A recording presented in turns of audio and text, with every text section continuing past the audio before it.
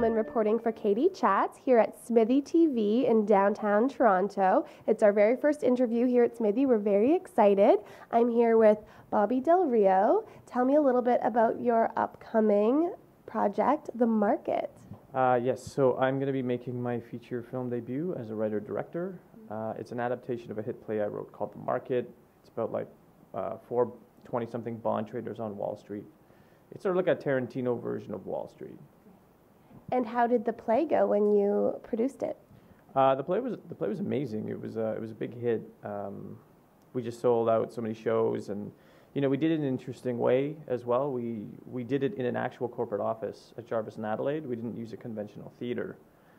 So I think it just really appealed to them, and they loved the quality of the writing and the performances, and also with a cool venue. It just worked. And we did it 2 years ago, and people still come up to me today and talk about how much they liked it. So, do you think doing it in an intimate venue helped you transition it to a screenplay, which is a more intimate medium? Well, debatably. Yeah. No, that's a really astute comment. I agree with that for sure, because I must have had 50 to 100 people tell me that this should be a movie.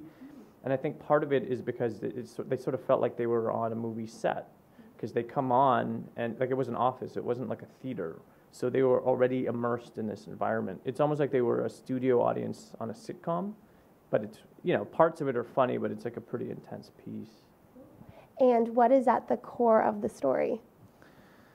The core of the story is about basically how corrupt the people who control our money are, right? So this specific story focused on these 4 young men, and I did a lot of research on Wall Street specifically, and there are a lot of people who control our money who are just like these guys, right? They're like Ivy League school educated dudes who are really smart but really, really aggressive, and they're in this culture where it's all about greed and competition and destroying everybody else to make as much money as possible. So I just automatically thought that would be a fantastic metaphor for a play and now movie. And shifting gears a little bit, you're also involved in the REELWORLD Film Festival. How did you get involved in that? Yes, okay, so this is my 4th year now at REELWORLD as the Canadian feature film programmer.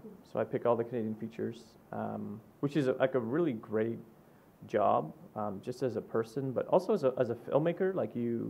You get a chance to see fantastic films from all across Canada, and some films that aren't so great, but I think that you, as an artist, you can learn from everything, from people who are sort of operating at the top of their craft to people who are just starting out, and it really, I think, helps you to find where you fit aesthetically in that continuum. How many films do you think you watch in a year? Way too many. I watch lots and lots of films. I also solicit a lot of films, so I'm constantly watching films all year. And just for myself, I like to watch films as well. But it's kind of cool to be paid to watch films. And for people who are interested in the REELWORLD Film Festival, what types of programming can we expect to see there? Maybe it's because I am a filmmaker myself, but I like very, very different styles.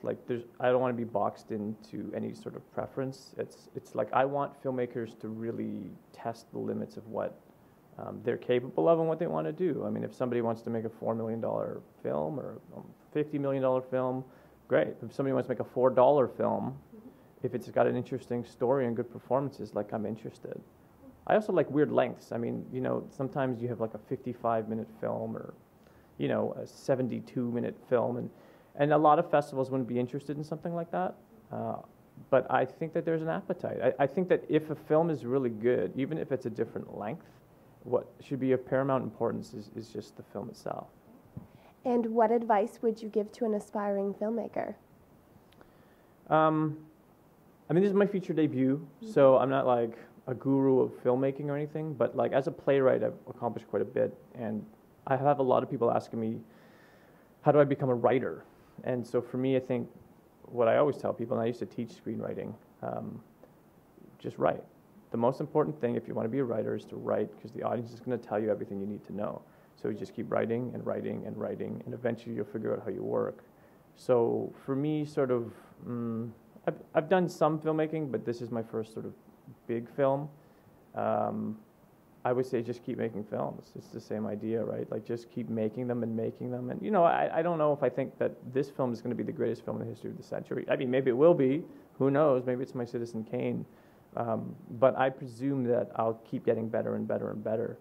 So I think that to be a filmmaker, and especially in Canada, you need a sort of ruthlessness, right? It's like I will make this film at all costs because it's very, very difficult. There's so many obstacles, but you can't be daunted. You kind of see it for what it is, and you go, I'm going to do it anyway. And tell me what it was like working with Drake. Yes. Okay, so I worked with Drake, although he was called Aubrey back then. Although he had like an email address like Drake something at hotmail.com, and I was like, who's Drake? Which is so funny now because like I think this was a few years ago, and he was a lead on Degrassi, so he was already like doing quite well for himself. But I made him audition. He was friends with the director, but I was like, no, I want to make sure that he auditions to see that he can act. I don't want it just to be, yeah, I understand he's on Degrassi, but can he act? And he came in and he was amazing. It's like I think he took that as a personal challenge. I think he really appreciated it because he's a really down-to-earth and ambitious guy. And he came in and had one of the best auditions I've ever seen for any project. Like, he's a very, very good actor. And then it was just so funny, though, because, you just get to know him as a person. And later on, we just did this little short film thing together as a favor for somebody else. And then he just blew up, right? It's like I remember he came to set one day, and he was like, oh, yeah. I was like, oh, how was your night last night? He's like, yeah, it was cool. Like, I played at Chris Bosch's birthday party. And you were like, what? Why? Like, Chris Bosch was pretty huge at the time. It's like, why were you at his birthday party? And what do you mean you were playing? Like, and so he had been, I guess, developing this, like, following musically. And part of me was like, okay, well, good luck with that. And I guess he didn't need it because obviously he's like world famous now. He's doing pretty well. Yeah. And where's the best place to find out more information on the market and Real World Film Festival and your other projects online? I want to say my website, bobbydelrio.com, but the truth is, like, we live in such a integrated, saturated media world now that if you Google me, it's going to come up. We're on Twitter, and we're on Facebook, and there's a website, and, you just Google my name, it'll come up. But we definitely have a Facebook page, and we have a Twitter account. Thank you so much. Congratulations on all of your success, and best of luck with your upcoming projects. And you too. Thank you very much. Thank you. I'm Katie Uhlmann reporting for Katie Chats here at SMITHEE TV in downtown Toronto.